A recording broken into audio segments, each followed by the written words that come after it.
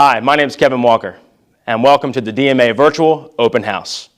It's my honor to introduce our expert social studies department, discuss our normal course sequence, and emphasize some of our department's most memorable projects and activities.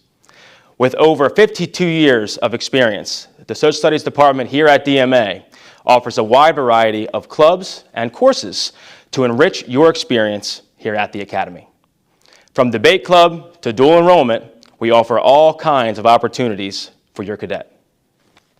Our department is comprised of our 12th grade teacher, Miss Jenny Allnett, our 11th grade teacher, Mr. Michael Scarborough, and our 10th grade teacher, Miss Amy Krzyzanowski.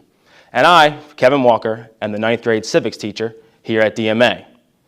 So therefore, I'll be the first face you'll see, and I'm sorry you'll have to endure that. The civics course is the foundation for all the learning that will take place in the social studies department. I believe in emphasizing the skills of reading, writing, and public speaking. The course is an introduction to government, geography, and debate.